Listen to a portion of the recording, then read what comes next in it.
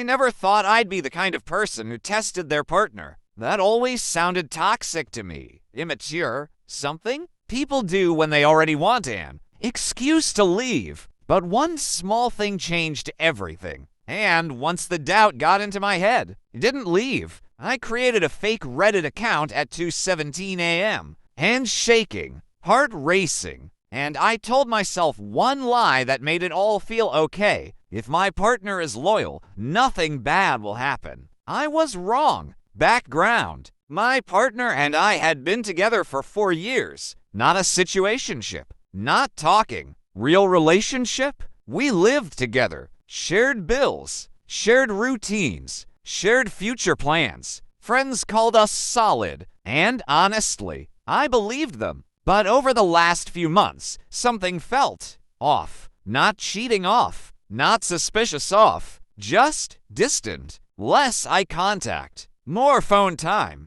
Shorter answers. Whenever I asked, I got the same response. I'm just tired. And maybe that should have been enough. But then came the Reddit post. The Reddit post that started IT all. One night, scrolling mindlessly, I saw a post titled, "Emotionally cheating doesn't count, right?" I clicked, and the comments destroyed me. People confessing things like, "I never touched them, so it wasn't cheating." Online flirting is harmless. If your partner never finds out, no one gets hurt. I closed the app, and that thought hit me. What if my partner believes this too? The decision? I didn't plan it. I didn't sit down and say, I'm going to test them. It happened impulsively. I made a new Reddit account. Different username, different writing style, different personality. I chose someone believable. Same age range, same interests, same subreddit communities. I told myself I wasn't trying to trap them.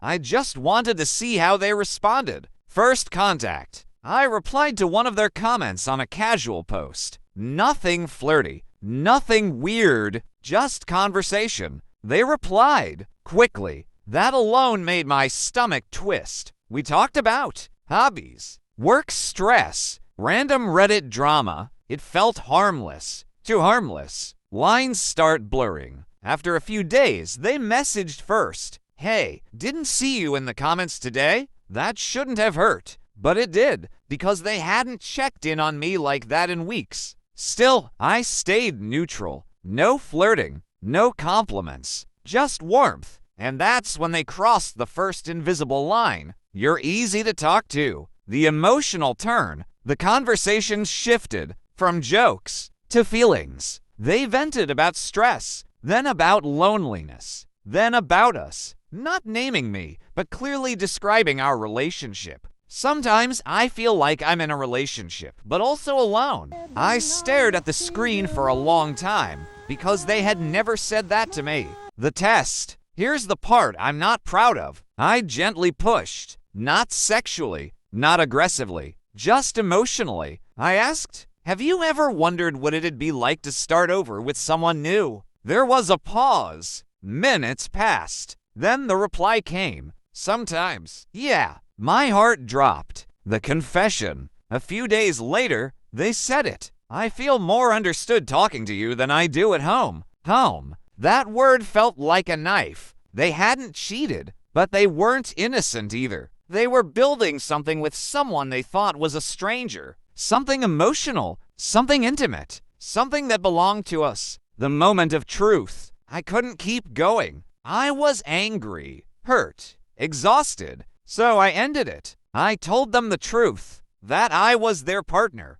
that the account was fake, that the messages were real. There was silence, then panic, then denial, then one message I'll never forget. I didn't think it counted. The argument. They said, I never meant to hurt you. It was just talking. You tested me. That's messed up. And they weren't wrong. Testing someone is messed up. But so is emotionally replacing your partner with a stranger. We argued for hours, both of us crying, both of us defensive, both of us realizing something had already broken. Aftermath, we tried to fix it. Counseling, rules, transparency. But the trust was gone. Every time they opened Reddit, I wondered, Every time they smiled at their phone, I panicked. And they resented me too. For the test, for the deception, for holding up a mirror they didn't want to see. Final reflection. We didn't break up that day,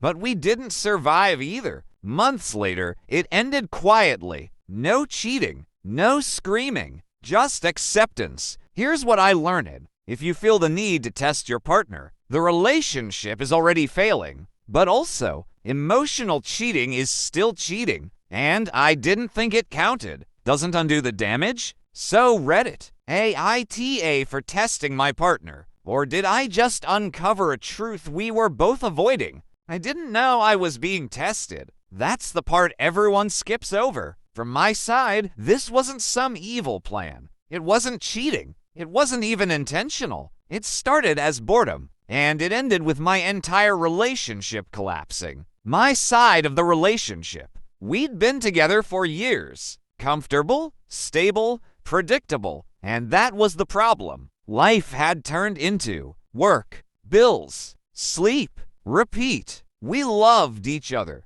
but we stopped talking. Every serious conversation felt like a chore. Every complaint turned into an argument. So I stopped bringing things up. I told myself I was being mature. Why I was on Reddit so much. Reddit was my escape. No expectations, no pressure, no history. I could be honest without consequences. Or so I thought. I commented. I joked. I vented. And then one random user replied to me. Normal, friendly, nothing special. At first, talking to a stranger, we kept running into each other in threads. Same humor, same interests, same late-night scrolling habits. It felt easy. I didn't feel judged. I didn't feel like I had to perform. I felt heard, and I didn't stop to ask why that mattered so much. Crossing the first line. They messaged me first. I could have ignored it. I didn't. We talked about stress, about work, about feeling stuck. Then I said something I shouldn't have. It's nice talking to someone who actually listens. I didn't think that sentence would matter, but it did.